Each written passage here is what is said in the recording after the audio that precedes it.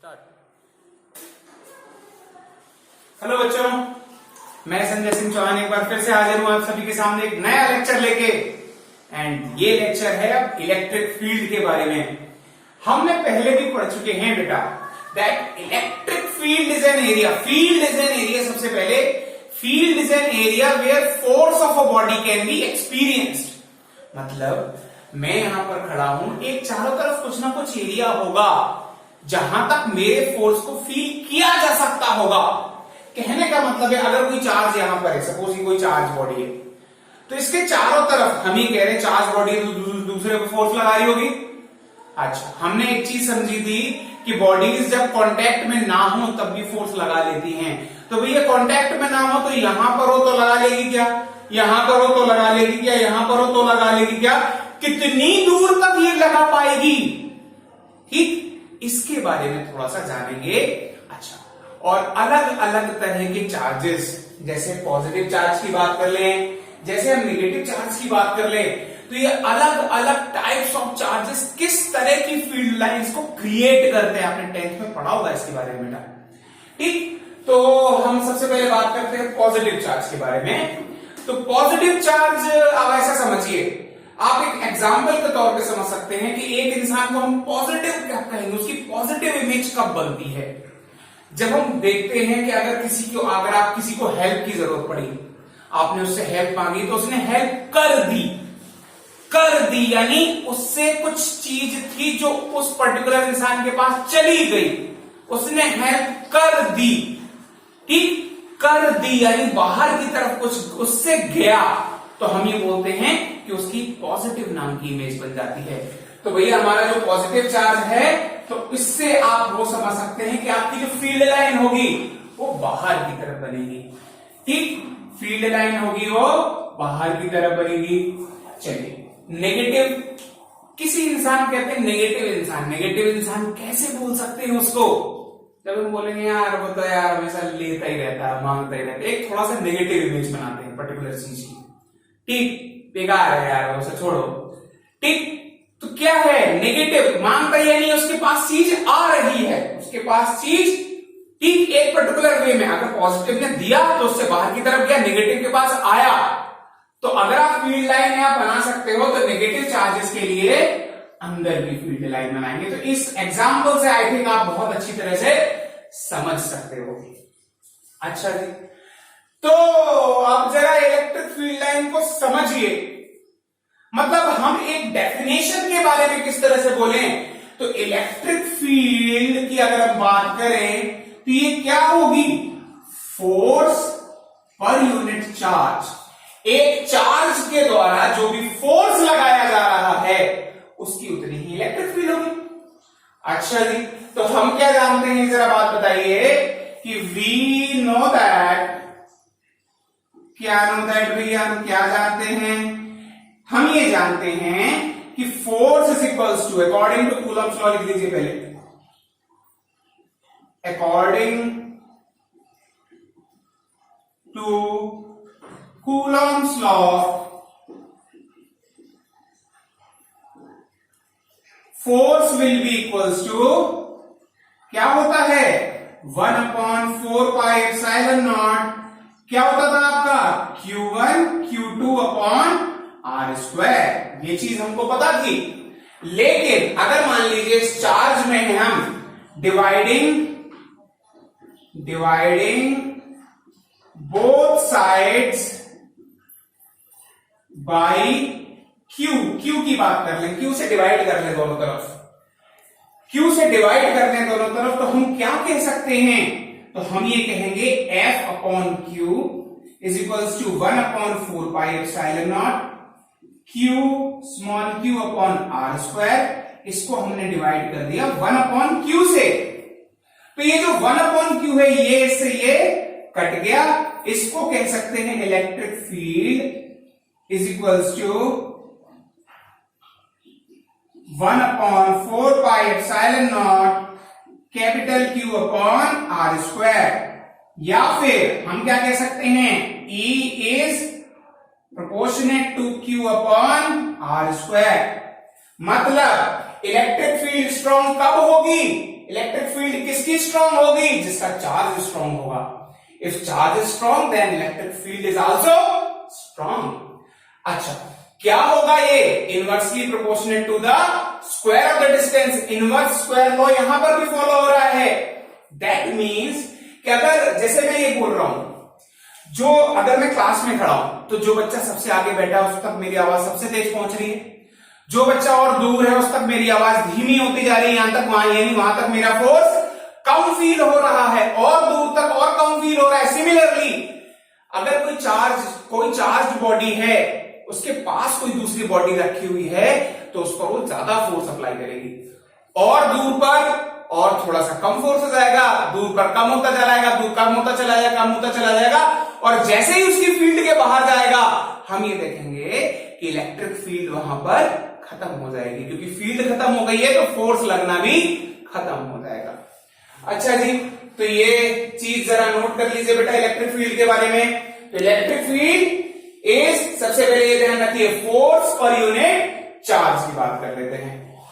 चलिए, तो इस तरह से हम किसी भी चार्ज, कोई भी एक चार्ज है, ये एक चार्ज है Q चार्ज, इसके चारों तरफ कितनी इसकी इलेक्ट्रिक फील्ड इंटेंसिटी है, इन फॉर्मूलाज के जरिए कैलकुलेट कर सकते हैं बेटा। ठीक है, और इन चीज के बारे में नोट्स के तौर पर भी हम थोड़ा सा पढ़ लेंगे बाद में। ठीक है, जैसे कि मैंने आपसे प्रॉमिस किया है कि मैं आपको इसके नोट्स भी शेयर करूंगा।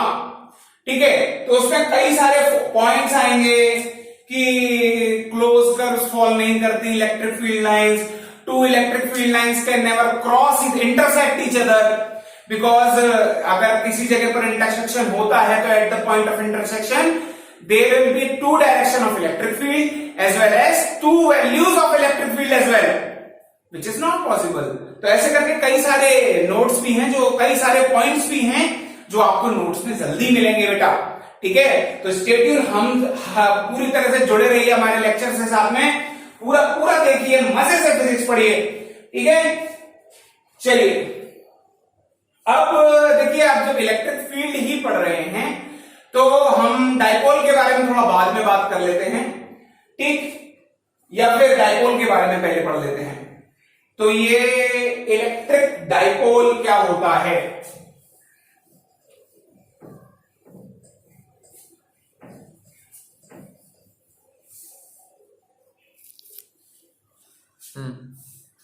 ओके बेटा, हम लोग पढ़ने जा रहे हैं इलेक्ट्रिक डाइपोल।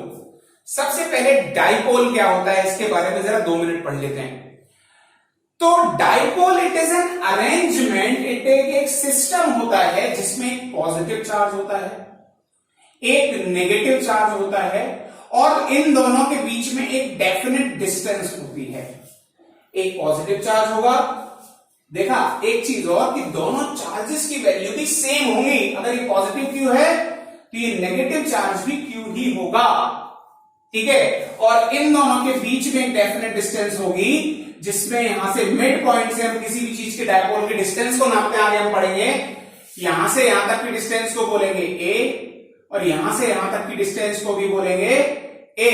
तो ये टोटल डिस्टेंस क्या हो गई? This total distance is 2a। चलिए भैया, अब डायपोल है सर, एक जरा बात समझ में आ गई है कि सर जी आपने गड़बड़ कर दी, एक चीज समझ में नहीं आई। क्या समझ में नहीं आया? वो ये समझ में नहीं आया कि हमें तो ये पता है कि पॉजिटिव और नेगेटिव चार्जेस एक दूसरे को अट्रैक्ट करते हैं। अगर पॉजिटिव और नेगेटिव चार्जेस एक दूसरे को अट्रैक्ट करते हैं, जरा सोचना, अगर पॉजिटिव और नेगेटिव चार्जेस एक दूसरे को अट्रैक्ट करते हैं तो ये अरेंजमेंट पॉसिबल कैसे है? How this arrangement is possible? Why they both are not attracting each other? They should attract each other, और उनके बीच की जो डिस्टेंस है वो चेंज हो जानी चाहिए। तो ये जो सिस्टम है कैसे पॉसिबल है? तो इसके बारे में हम बात कर लेते हैं कि एक डायपोल की अगर हम बात करें तो अगर आपने एक चीज देखी हो विच इज HCl, ये क्या होता है? आपका हाइड्रोक्लोरिक एसिड होता है। चलिए, इसमें H पॉजिटिव होता है और Cl नेगेटिव होता है, हमको तो पता है, केमिस्ट्री में बहुत अच्छे से पढ़ चुके हैं हम इसको। अच्छा जी, तो अगर हम H पॉजिटिव की बात करें तो H एक स्मॉलर एटम होता है, Cl एक बिगर एटम होता है। तो जरा एक बात बताइए कि जब इनकी बॉन्डिंग हुई होगी तो क्या इनके साइज, इनका जो जो कुछ भी होगा, जो एटॉमिक साइज होगा, वो क्या ओवरलैप हो गया होगा एक दूसरे के अंदर? जरा सोचिए, यहां पर एक पॉजिटिव है, it is carrying negative charge, तो there has to be a definite distance between them. Okay, इन दोनों के बीच में एक डेफिनेट डिस्टेंस होनी चाहिए, नहीं तो ये H पूरा Cl के अंदर घुस जाएगा। क्योंकि अगर पॉजिटिव नेगेटिव अट्रैक्ट कर रहे हैं तो ये Cl भी इसके ऊपर, अगर तो इसके ऊपर अट्रैक्ट करना चाह रहा है, तो ये तो पॉसिबल नहीं है बेटा। हम इन चीज की बिल्कुल एक दूसरे के ऊपर ओवरलैपिंग तो नहीं दिखाते, तो there has to be a definite distance between them. तो इस तरह के जो भी पेयर्स होते हैं वो फॉर्म करते हैं इलेक्ट्रिक डाइपोल को। अब जब इलेक्ट्रिक डाइपोल ये इस तरह का है तो क्या तो सर जी ये तो इनकी इलेक्ट्रिक फील्ड भी बड़ी इंटरेस्टिंग होती होगी। हाँ बेटा, इलेक्ट्रिक फील्ड बड़ी इंटरेस्टिंग होती है। अच्छा, इलेक्ट्रिक फील्ड बड़ी इंटरेस्टिंग होती है तो किस तरह की बनती है उसके बारे में थोड़ा सा और जानते हैं।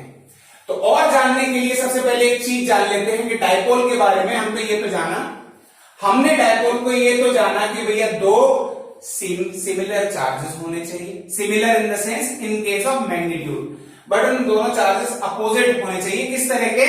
एक पॉजिटिव चार्ज होना चाहिए, एक नेगेटिव चार्ज होना चाहिए। There has to be a definite distance between them. Okay भैया, तो इनके बीच की डेफिनेट डिस्टेंस को हमने ले लिया 2a।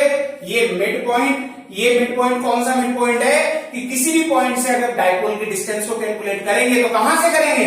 यहां से करेंगे क्या? यहां से करेंगे क्या? कहां से करेंगे? किसी चीज के बारे में डिस्टेंस हम नापनी है अगर मैं डाइपोल से, तो हम उसके मिड पॉइंट से कैलकुलेट करेंगे। तो ये मिड पॉइंट से पॉजिटिव चार्ज की डिस्टेंस है a, नेगेटिव चार्ज की भी डिस्टेंस है a। चलिए, तो अब यहां पर एक इस डाइपोल की स्ट्रेंथ ऑफ डाइपोल कैसे पता लगा सकते हैं? स्ट्रेंथ ऑफ डाइपोल, ये डाइपोल की स्ट्रेंथ को बताता है एक टर्म जिसको कहते हैं डाइपोल मोमेंट। डाइपोल मोमेंट इस क्वांटिटी को P से डिनोट करते हैं बेटा, ठीक। It is a vector quantity, इसको P से डिनोट करते हैं। इसकी वैल्यू होती है Q इंटू 2L। तो यहां पर वेक्टर प्रोडक्ट है इनके बीच में, ठीक। इसको किससे डिनोट करेंगे? Q into 2L। देखिए, चार्ज तो स्केलर क्वांटिटी होती है, तो चार्ज के ऊपर हम ये वेक्टर का सिंबल नहीं लगाएंगे, ठीक है। तो इसको हम क्या कह सकते हैं? तो इसको ये बोल सकते हैं कि Q इंटू 2L की जगह A लिख लीजिए, क्योंकि हम यहां A लेते आ रहे हैं। Q into 2A sine theta. ये वाली बात हम पहले से करते चले आ रहे हैं, और ये वाली बात समझाने की जरूरत नहीं है कि ये क्रॉस हटाया तो यहां साइन थीटा क्यों लग गया। चलिए, थीटा क्या होगा? थीटा की वैल्यू को हम आगे कैलकुलेट करेंगे। आगे क्या होगा, कहां से कैलकुलेट कर रहे हैं वो आगे हम देखेंगे, ठीक। तो उसकी कोई दिक्कत नहीं है। अच्छा, डायरेक्शन ऑफ डाइपोल मोमेंट क्या होती है भैया? डायरेक्शन ऑफ डाइपोल मोमेंट, ध्यान रखिए, डायरेक्शन ऑफ डाइपोल मोमेंट होगी हमेशा from negative charge to positive charge, from negative charge to positive charge. तो this is your dipole moment. इस चीज को नोट कर लीजिए बेटा। एंड चूंकि यहां से हम देख सकते हैं कि ये चार्ज है और ये है, तो इसकी यूनिट क्या हो गई? Unit of dipole moment is equals to coulomb metre. ये तो देखिए, ध्यान रखिए, ये वाली जो लाइन होगी इस डाइपोल मोमेंट की, ये डाइपोल की ये वाली लाइन, इसको कहेंगे हम एक्सियल, ये इसकी एक्सिस होगी, ठीक। तो ये यहां से अगर कोई डिस्टेंस हम नापेंगे तो वो डिस्टेंस होगी एक्सियल डिस्टेंस, ओके।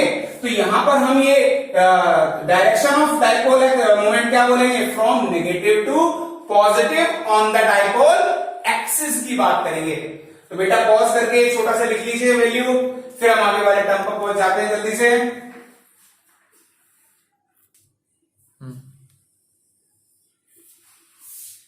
चलिए बेटा, हम यहां पर देखने वाले हैं कि इलेक्ट्रिक डाइपोल को अगर हम एक यूनिफॉर्म इलेक्ट्रिक फील्ड के अंदर रख दें। यूनिफॉर्म इलेक्ट्रिक फील्ड क्या होती है बेटा? ये term uniform and non uniform आप 11th में बहुत अच्छे से पढ़ चुके हैं। तो आपकी यूनिफॉर्म इलेक्ट्रिक फील्ड किस तरह की होती है? यूनिफॉर्म इलेक्ट्रिक फील्ड ये जो होती है, ये किस तरह की होती है? यूनिफॉर्म इलेक्ट्रिक फील्ड जो है कुछ इस तरह की होती है, जहां पर इस पूरी फील्ड लाइन के अंदर कहीं पर भी आप फोर्स को कैलकुलेट करेंगे तो इसकी वैल्यू सेम रहेगी। ध्यान रखना, because of this particular electric field it is having direction in this particular direction, it is moving from, there must be some kind of positive charge from which these field lines are originating and there must be some kind of negative charge जहां तक ये आपकी field lines जा रही हैं। ये समझने वाली बात है।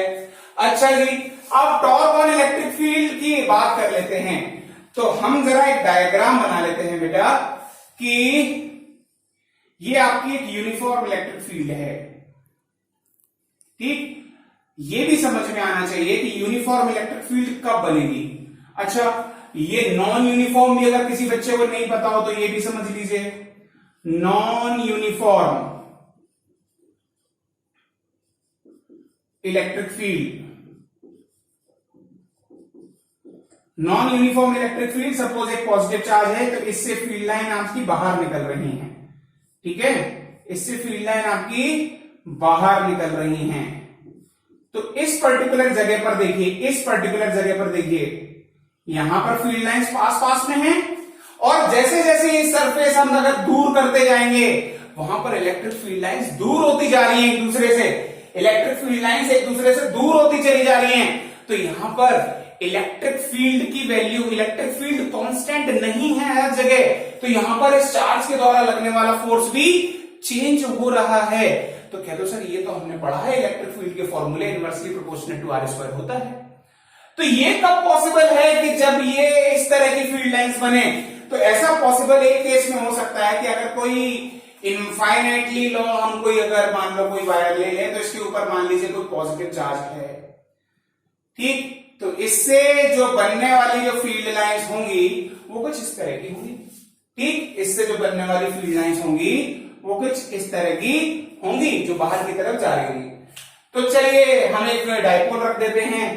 तो डाइपोल भी थोड़ा सा टेढ़ा करके रखते हैं। क्यों टेढ़ा करके रखते हैं? क्या आप ये बोलोगे सर जी आप हमेशा सीधा बना देते हो, टेढ़ा नहीं बनाते, टेढ़ा बना तो कुछ हो भी। ठीक है, तो हमने टेढ़ा बना के रख दिया कि डाइपोल ऐसा भी तो हो सकता है ना, ऐसा भी तो हो सकता है डाइपोल। तो भैया जरा देखो, हमने इसको नेगेटिव क्यों लिया, इसको पॉजिटिव चार्ज ले रहे हैं।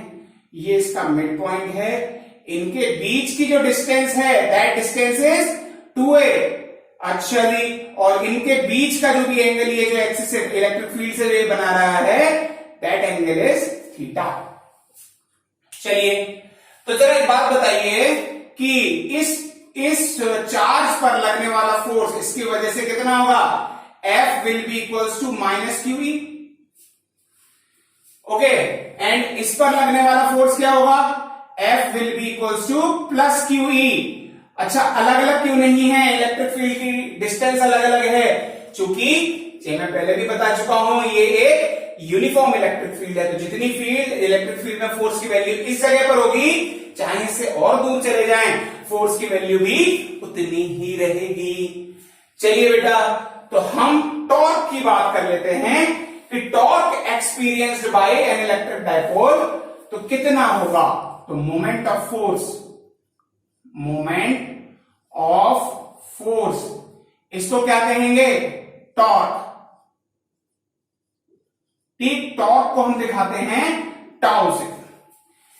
अच्छा, ये चीज हमको पहले भी पता है, मोमेंट ऑफ फोर्स की बात कर रहे हैं यानी हम रोटेशनल मोशन की बात कर रहे हैं। तो ये क्या होगा? Force into perpendicular distance. Force कौन सा? आइदर फोर्स जो है तो इसके ऊपर लग रहा है या इसके ऊपर लग रहा है। तो इसे हम क्या बोल देंगे? इसको हम बोल देंगे, इसको हम बोल देंगे either force multiplied by the perpendicular distance. कौन सी परपेंडिकुलर डिस्टेंस? बिटवीन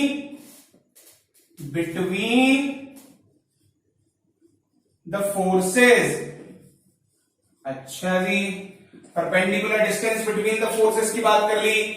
तो एक जरा बात बताइए, अगर एक फोर्स, सोचने की बात है, एक चार्ज यहां पर ये फोर्स लग रहा है इस तरफ, that is F is equals to plus QE,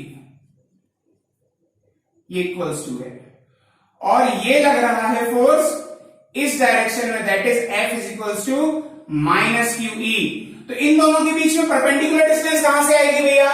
तो this will be the perpendicular distance between them. तो this will be the perpendicular distance between them. तो ये कितनी हो जाएगी डिस्टेंस?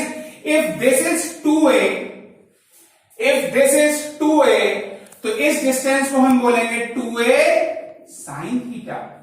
बोलेंगे कि नहीं बोलेंगे?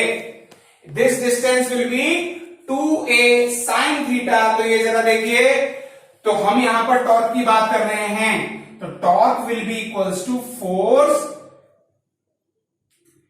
Into perpendicular distance. अच्छा जी, तो फोर्स क्या है आपका? QE इंटू परपेंडिकुलर डिस्टेंस क्या है आपकी, जरा बताइए? 2a sin theta. 2a sin theta. जरा ऐसे नहीं लिख सकते क्या? Q 2a sin थीटा और E लिख सकते हैं कि नहीं लिख सकते भैया? लिख सकते हैं कि नहीं लिख सकते हैं? एक जरा बात बताइए, Q क्रॉस 2a को आप क्या बोल सकते हो? Q इंटू टी को क्या बोल सकते हो? Q इंटू 2a को आप क्या बोल सकते हो? Q इंटू 2a को बोल सकते हो आप P. ये आपका डाइपोल मोमेंट है, तो ये PE sin थीटा हो जाएगा कि नहीं हो जाएगा? This will B PE sin theta. तो इसको आप क्या बोल सकते हो in case of vector form? In vector form इसको आप क्या लिख सकते हो? P cross E. चलिए भैया, तो ये जो दो चीजें हमारी आ गई कि एक इलेक्ट्रिक डाइपोल पर एक यूनिफॉर्म इलेक्ट्रिक फील्ड की वजह से लगने वाला टॉर्क कितना होगा, उसकी वैल्यू को हमने कैलकुलेट कर लिया है भैया. अब इसके अंदर दो केस और हो जाते हैं बेटा. ठीक, पहले वो दो केसों को पढ़ लेते हैं, फिर आप नोट कर लेना. तो दो तरह के इक्विलिब्रियम आते हैं. First is stable equilibrium and second is unstable equilibrium. ये टॉपिक बेटा बहुत ध्यान से पढ़ना, ये कुछ बार आपके बोर्ड एग्जाम में पूछा गया है वाला टॉपिक. ओके, तो स्टेबल इक्विलिब्रियम के बारे में पहले भी हम जब न्यूमेरिकल कर रहे थे उसके बारे में बता दिया था. स्टेबल क्या होता है? क्या होता है कि अगर हम यहां पर हैं, हम पर कोई फोर्स इस डायरेक्शन में लगे, तो हम यहां पर गए, बट हम ओरिजिनली कहां पर आना चाहते हैं? वापस यही आना चाहते हैं. तो हमारी पोजीशन स्टेबल थी, तभी तो फोर्स भले ही हम पर यहां पर लग रहा था, लेकिन हम आना यहां पर चाह रहे थे. तो दैट पोजीशन हमारी जो इक्विलिब्रियम थी, दैट वाज स्टेबल इक्विलिब्रियम. तो ठीक है, तो ये स्टेबल इक्विलिब्रियम की बात कैसे कर लेते हैं जरा, कि मान लीजिए ये आपका ये पॉजिटिव चार्ज है. अच्छा जी, ये आपकी इलेक्ट्रिक फील्ड लाइंस हैं. अच्छा जी, ये आपका एक डाइपोल है. ठीक, डाइपोल को इस बार हमने क्या किया है, हम इस डाइपोल को अगर सीधा रख दें, मतलब हमने क्या किया है, थीटा हमने 0 डिग्री ले लिया है. ये जो थीटा था 0 डिग्री ले लिया है. तो जरा बात बताइए, इस पर लगने वाला फोर्स इस पर्टिकुलर डायरेक्शन में कितना होगा? F will be equals to minus QE. अच्छा जी, और इस डायरेक्शन में कितना होगा? F will be equals to plus QE. तो जरा एक बात बताइए, दिस इज पर्टिकुलर डाइपोल जिसके इधर पे मान लो पॉजिटिव चार्ज है, इधर पे मान लो नेगेटिव चार्ज है, और इस पर दोनों ही तरफ बराबर फोर्स लग रहा है, तो ये ना तो इधर जाएगा ना ही इधर जाएगा. ठीक, तो हम ये कह सकते हैं that force in the right direction is equals to force in the left direction. So it will not move in either this direction or in this particular direction, but it is free to rotate in its original एक particular अपनी जगह पर घूम सकता है बेटा। अच्छा जी, अगर ये अपनी जगह पर घूम सकता है तो हमने थीटा इज इक्वल टू 0 कर दिया। अब हमने मान लीजिए कोई फोर्स लगाया, फोर्स लगा के इसको रोटेट करना चाहा, तो देखिए इस नेगेटिव को ये पॉजिटिव अट्रैक्ट कर रहे हैं। अगर जैसे हम घुमाएंगे तो ये नेगेटिव से दूर हो जाएगा, नेगेटिव दूर हो जाएगा, तो ये क्या करेगा, फोर्स लगाएगा इस नेगेटिव को वापस यहीं खींचने के लिए। ये पॉजिटिव थोड़ा सा पास में आने लगेगा तो ये फोर्स इस पर रिपल करेगा। तो ये जहां से इलेक्ट्रिक फील्ड लाइन निकल रही थी, अगर हमने इस डायपोल पर कोई फोर्स लगाया, ये जो सोर्स था वो उस पर एक फोर्स लगाएगा जो इस डायपोल की इसकी ओरिजिनल पोजीशन पर जाने के लिए फोर्स लगाएगा। तो इसके लिए ये इक्वेशन क्या हो गई, स्टेबल इक्विलिब्रियम। मतलब हम फोर्स तो लगा रहे हैं घुमाने के लिए, बट एक कोई जैसे ही हम फोर्स लगाते हैं ये इस पर फोर्स लगा देता है, नहीं घूमो नहीं, शांत बैठो।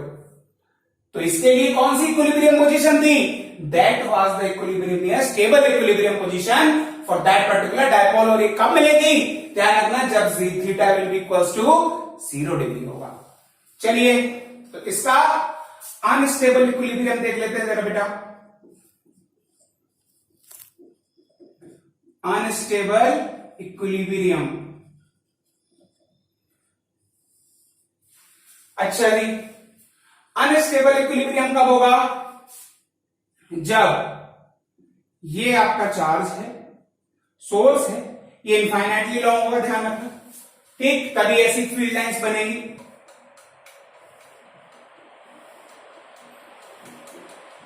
देखो इस बार हमने क्या किया है, थीटा को ले लिया है 180 डिग्री,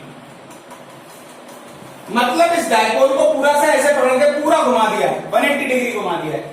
तो यहां पर क्या आ गया है, पॉजिटिव चार्ज, यहां पर क्या आ गया है, नेगेटिव चार्ज। तो ये इसको रिपल कर रहा होगा, तो इस तरफ क्या फोर्स लग रहा होगा, F will be equals to plus QE, और इस डायरेक्शन में क्या लग रहा होगा, F will be equals to minus QE।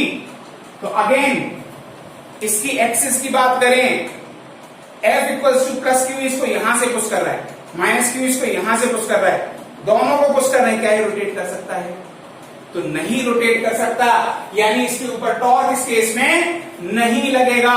But ये क्या इसकी वाली पोजीशन स्टेबल इक्विलिब्रियम में है, जरा सोचिए कि ये पॉजिटिव एंड पॉजिटिव्स को रिपल कर रहे हैं, उसको भगाना चाहते हैं, दूर करना चाहते हैं, और इन नेगेटिव्स को अपने पास खींचना चाहते हैं। तो अगर कोई फोर्स लगा जो ऐसे करके घुमा, तो अगर ये ऐसे करके घुमा तो ये पॉजिटिव इससे दूर होने लगे और ये नेगेटिव इसके पास आने लगे, तो ये सोर्स तो यही चाहेगा कि ये पॉजिटिव दूर हो जाए और ये नेगेटिव पास आ जाए। तो अगर इस पर कोई फोर्स लगा और ऐसे करके घुमा, अगर ऐसे करके घुमा तो क्या होगा, ये इस पर एक फोर्स लगाना शुरू कर देगा जो इसको घुमाना चाहेगा।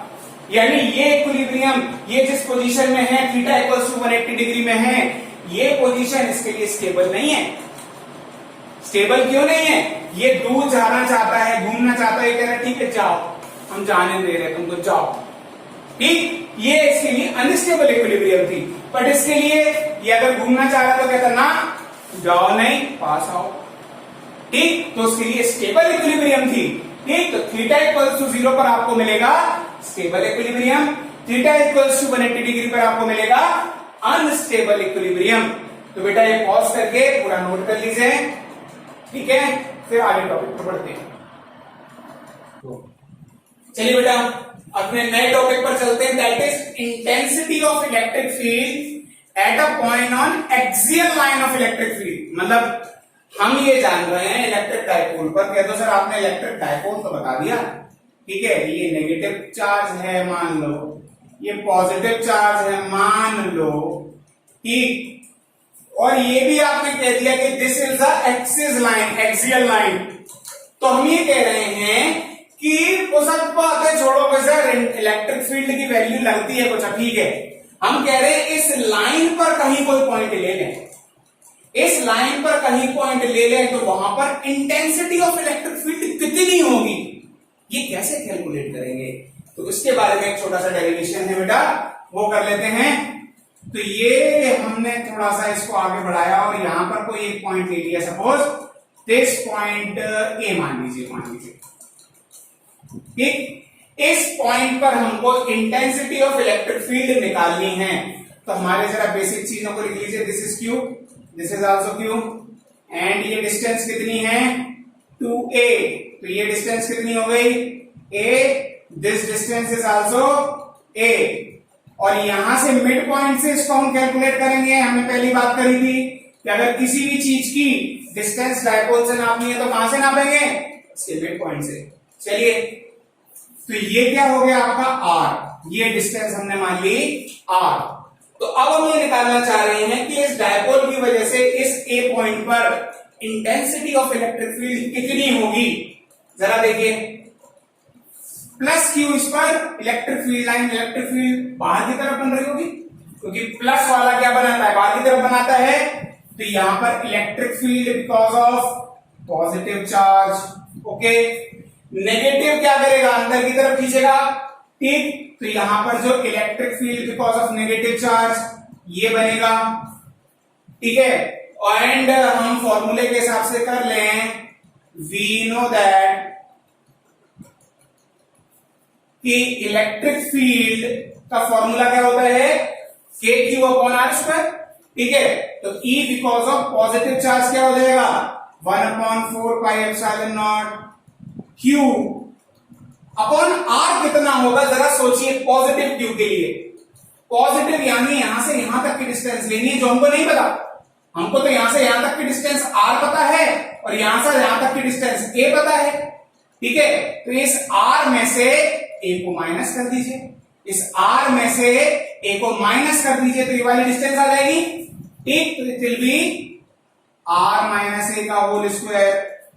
अच्छा जी, तो भैया electric field due to negative Q charge क्या हो जाएगा 1/4 pi epsilon naught Q upon negative charge से इसकी डिस्टेंस कितनी है, तो ये r plus a, r plus a इतनी डिस्टेंस हो जाएगी। तो this is r plus a का होल स्क्वायर। अच्छा जी, देखिए इस पर इलेक्ट्रिक फील्ड लाइन ये बाहर की आउटवर्ड डायरेक्शन में लग रही है, इसकी डायरेक्शन अपोजिट है। तो नेट इलेक्ट्रिक फील्ड की डायरेक्शन तो दोनों को हम ऐड ही करेंगे भैया, लेकिन अगर वेक्टर सम के हिसाब से निकालो तो एक की वैल्यू को पॉजिटिव लोगे और एक की वैल्यू को नेगेटिव लोगे, क्योंकि अलग अलग डायरेक्शन में है, अलग अलग डायरेक्शन में है। लेकिन यहां पर देखिए पॉजिटिव क्यू पास में है, यानी E because of positive Q ज्यादा होगा क्योंकि इनके बीच की डिस्टेंस कम है। E because of negative q कम होगा है, तो भैया नेट इलेक्ट्रिक फील्ड कितनी होगी, net electric field E net will be equals to 1/4 pi epsilon naught. क्या हो जाएगा, एक चीज जरा सोचिए, ऐसे छोड़िए, पहले लिख लीजिए E because of negative positive Q, negative E because of negative. Minus कर देंगे दोनों को। क्यों माइनस करेंगे, वेक्टर सम के हिसाब से एक को पॉजिटिव लेना है, फिर से बता रहा हूं, और एक को आपको नेगेटिव लेना है। तो ये था आपका number 1, number 2 and this is your number 3. So putting values of equation number 1 and 2 in equation number 3.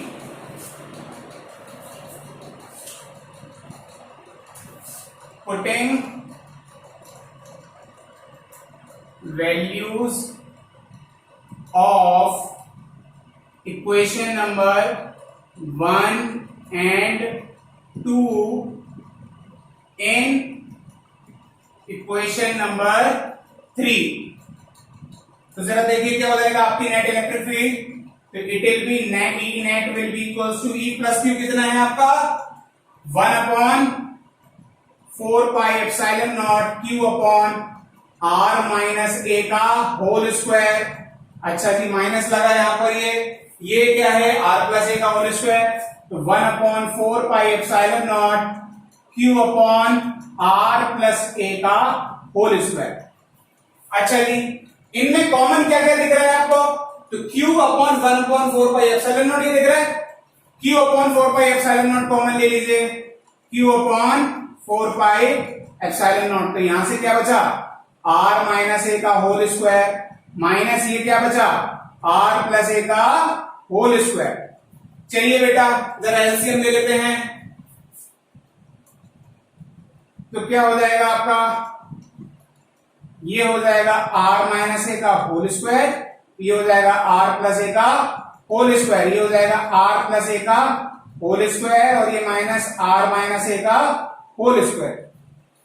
अच्छा जी सॉल्व कर लेते हैं, होल स्क्वायर जरा खोल देते हैं, तो क्या आया Q upon 4 pi epsilon naught, ये अंदर हो जाएगा आपका a square plus B square plus 2ab, यही हुआ, minus a square plus B square minus 2ab, यही हुआ कि नहीं हुआ, यही होता है फॉर्मूला। अच्छा जी इसको जरा ऐसे करके नहीं लिख सकते क्या, r माइनस ए को 2 बार लिख लो और r प्लस ए को भी 2 बार लिख लो। क्यों लिख रहे हैं अभी हम बता देंगे आपको। ब्रैकेट खोल दो जरा, क्या हो जाएगा Q upon 4 pi epsilon naught, ये क्या हुआ आपका आर स्क्वायर प्लस ए स्क्वायर प्लस 2ar, ये माइनस का आर स्क्वायर, ये माइनस का ए स्क्वायर और ये माइनस माइनस प्लस का 2ar। अब एक चीज बताइए जरा, ए स्क्वायर माइनस बी स्क्वायर का फॉर्मूला क्या होता है, ए स्क्वायर माइनस बी स्क्वायर का फॉर्मूला क्या होता है, ए प्लस बी और ए माइनस बी, ये होता है कि नहीं।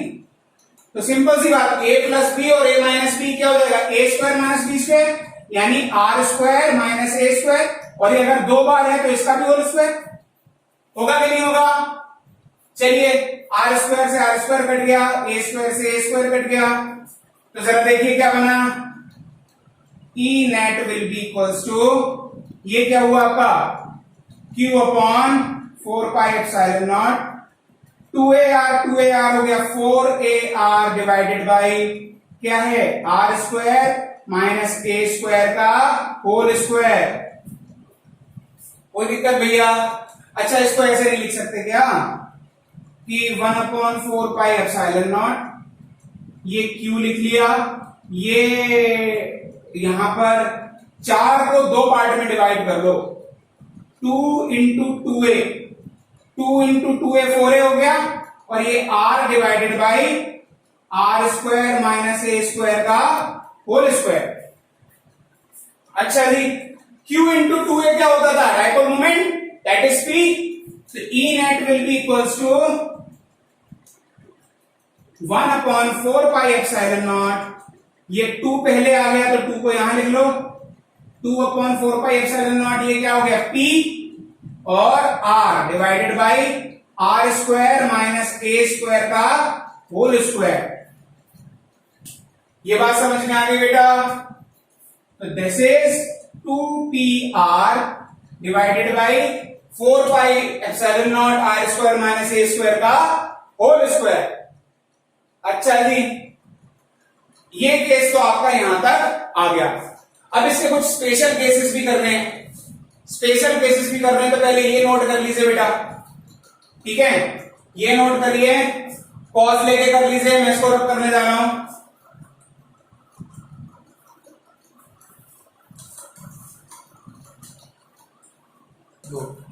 चलिए बेटा अब जरा इसके स्पेशल केसेस की बात कर लें। स्पेशल केसेस में अगर ये शॉर्ट डायपोल यानी छोटा हो, यानी आर की वैल्यू बहुत, ए की वैल्यू बहुत कम हो, मतलब means if R is very very very greater than क्या हो, ए से हो, तो हम ये कह सकते हैं अगर ए की वैल्यू कम है तो ए स्क्वायर की और वैल्यू कम होगी, तो a square will be further smaller and its value can get neglected। तो भैया क्या उसका यहां पर जरा देखो, तो ई नेट कितना हो जाएगा, E net will be equals to 2 upon 4 pi epsilon naught PR था बेटा, यहां से a स्क्वायर हट गया तो आर स्क्वायर की पावर 2 थी, तो आर की पावर कितनी हो जाएगी, 4 हो जाएगा। इससे एक हटा के 3 कर दो पावर, तो E net will be equals to 2/4πε0 P/r³। ये बना शॉर्ट डायपोल के लिए। ओके, चलिए नोट कर लीजिए इसको। चलिए बेटा एक चीज और जान लेते हैं इसके बारे में कि हम ये देख रहे हैं कि नेट इलेक्ट्रिक फील्ड कितनी बन रही है, इन दिस पर्टिकुलर डायरेक्शन में बन रही है। तो ई नेट किस में बन रही है आपकी, ई नेट इस पर्टिकुलर डायरेक्शन में बन रही है, in the direction of this. And जरा इसमें डायपोल मोमेंट की डायरेक्शन निकालते, तो डायपोल मोमेंट की डायरेक्शन भी यही होती कि नहीं होती।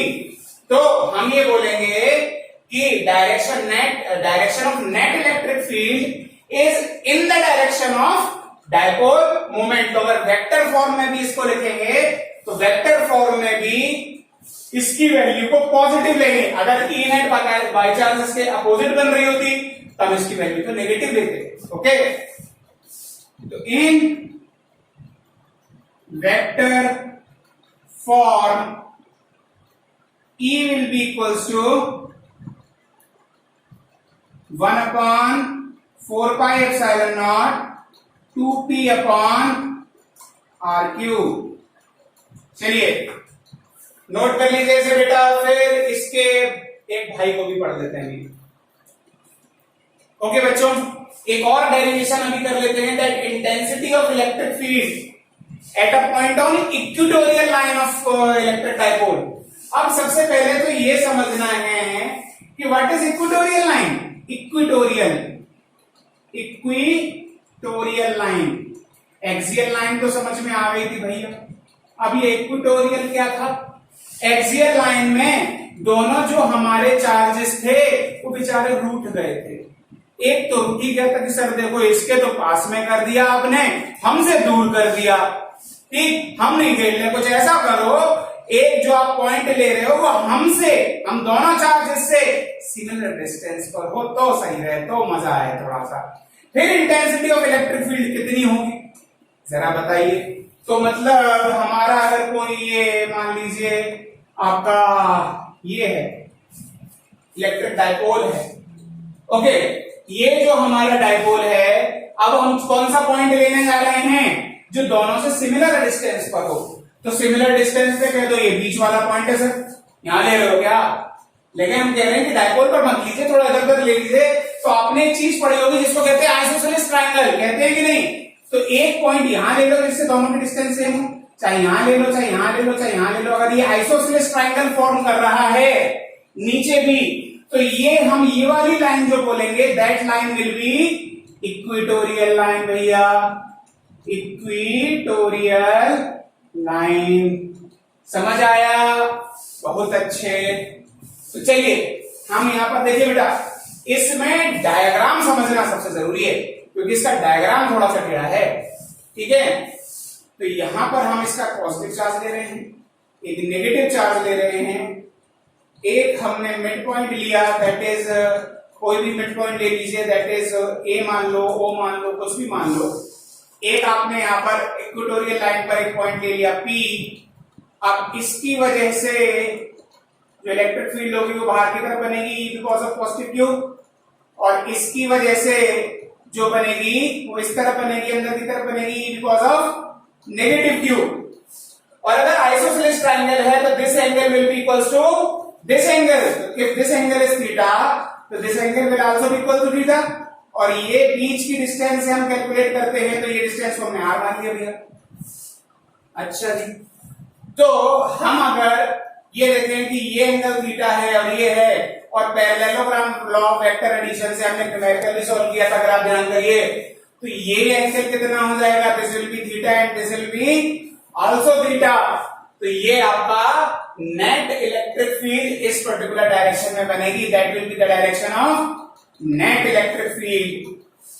अच्छा जी, अब जरा एक चीजें समझ लो कि इन पी ए, ये Q मान लीजिए, Q तो चार्ज हो जाएगा आपका, ठीक है।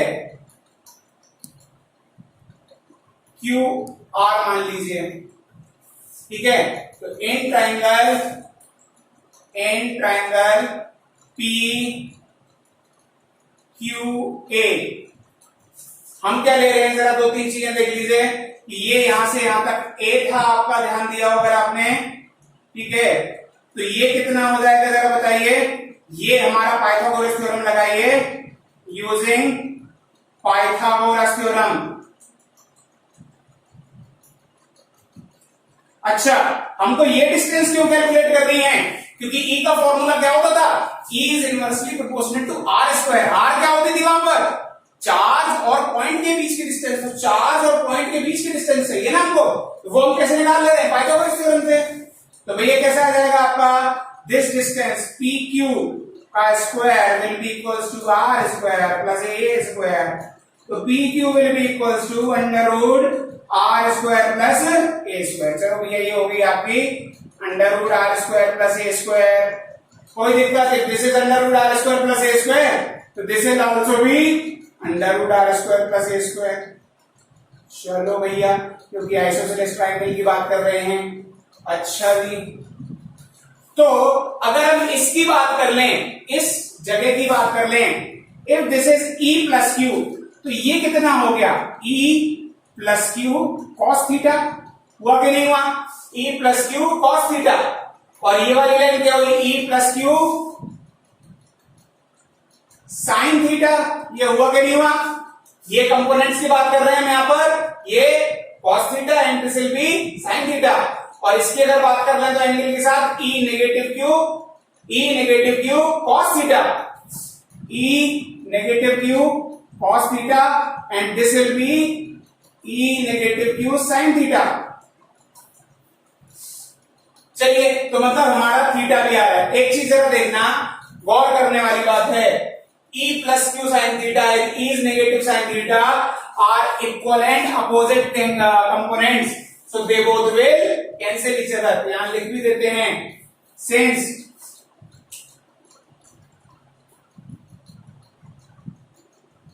E plus Q sin theta and E negative Q sin theta are क्या है आपके,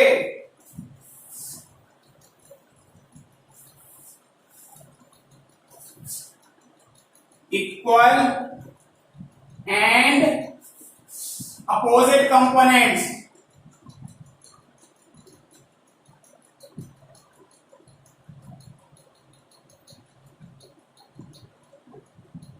सो they both will cancel each other.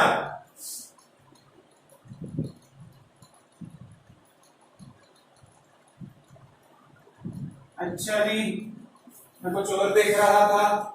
तो भैया आपका net, E net will be equals to क्या हो जाएगा, E net will be equals to, इस डायरेक्शन में कौन कौन सी बन रही है, E plus q cos theta और E negative q cos theta, तो दोनों का एडिशन करते हैं, दोनों ही तो इस डायरेक्शन में आ रही है। तो E net will be equals to E plus Q cos theta and plus E negative Q cos theta। मतलब हम अगर cos theta कॉमन ले लें तो there will be E plus Q plus E minus Q।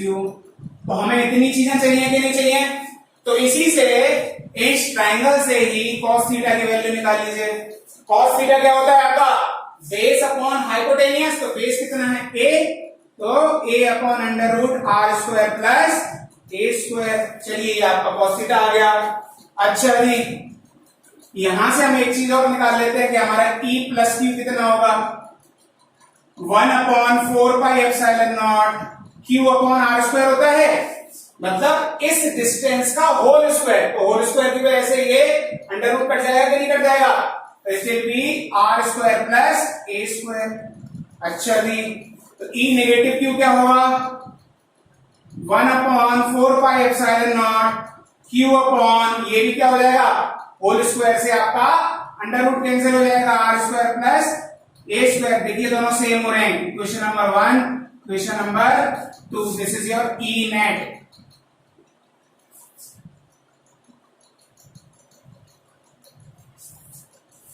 ठीक, तो इसको ले लीजिए, इसको 3 ले लीजिए। ठीक, फिलहाल इतना नोट कीजिए बेटा, मैं थोड़ा मार्कर में कर लूं। चलिए बेटा, तो फ्रॉम इक्वेशन नंबर 1, 2 एंड 3 से इसकी वैल्यू रख दीजिए। Putting values from equation number 1, 2 and 3। तो जरा देखते हैं क्या हो गया आपका। ई नेट की वैल्यू कितनी हो गई? कॉस थीटा कितना था आपका? A upon under root are square plus A square, a upon under root are square plus A square. चलिए भैया, अंदर कितना आ गया? दोनों सेम वैल्यू है, तो जरा ये क्या आ गया? 1 upon 4 pi epsilon naught Q upon R square plus ए square plus 1 upon 4 pi epsilon naught Q upon R square plus ए स्क्वायर। तो देखिए, अगर दोनों को कॉमन ले लें तो यहां से भी 1 बचेगा और यहां से भी 1 बचेगा, तो 1 प्लस 1 क्या हो जाएगा? 2।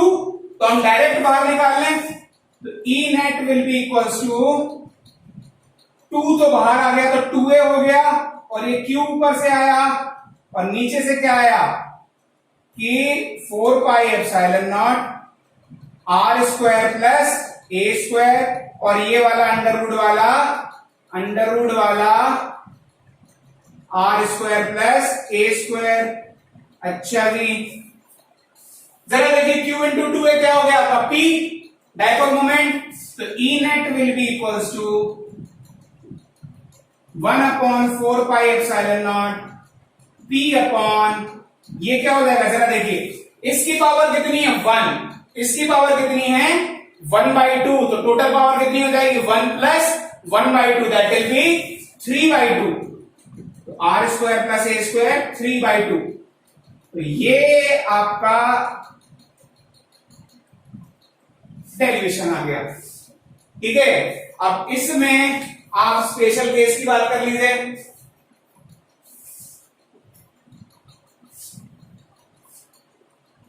For special,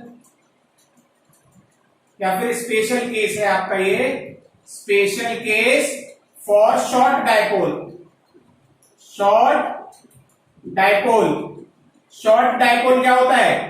when r is very very very greater than a, तो a square can get neglected.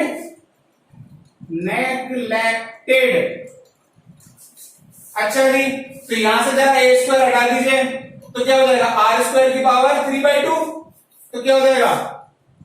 E net will be equals to, देखिए यहां P, ये 1 अपॉन 4 पाई एप्सिलॉन नॉट तो बचा ही है, P अपॉन आर स्क्वायर की power 3/2, are square into 3/2, तो कितना है? 2 से 2 कट गया, तो E net will be equals to 1 upon 4 pi epsilon naught P upon R cube. अच्छा जी, ठीक। अब जरा फिर से वही चीज देख लेते हैं कि इसमें डायपोल मोमेंट की डायरेक्शन क्या होगी? इसमें डायपोल मोमेंट की डायरेक्शन ये होगी, और यहां पर नेट इलेक्ट्रिक फील्ड की डायरेक्शन क्या हो रही है? ये निकल रही है, एंड ये डायरेक्शन क्या है आपकी? ई नेट इलेक्ट्रिक फील्ड की डायरेक्शन अपोजिट डायरेक्शन में है, सो हम ये कह सकते हैं direction of E is anti parallel to P. Direction of E is anti parallel to dipole axis. तो इससे क्या होगा? इससे हमारी जो इसकी वैल्यू हम जो निकालेंगे उसको किस में लिखेंगे? वेक्टर फॉर्म में, नेगेटिव वैल्यू के फॉर्म में लिखेंगे। अच्छा, एक बात बताइए, पुराना जो एक्सियल लाइन का आपने जो निकाला था, एक्सियल लाइन के लिए जो आपने निकाला था वो क्या था? एक्सियल लाइन के लिए जो आपने निकाला था वो आपने देखा यहां पर 2p आया था, यहां पर सिंगल p आया, तो वी कैन से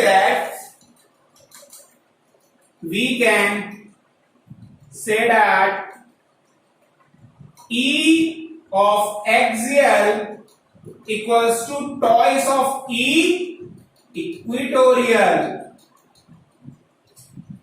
ओके बेटा, चलिए 1 मिनट का पॉज लेके अच्छे से इसे नोट डाउन कर लीजिए और ध्यान रखिए बेटा कि ये जो भी आपका डेरिवेशन है, ये दोनों ही डेरिवेशन, तीनों ही डेरिवेशन इनफैक्ट बहुत इंपॉर्टेंट हैं।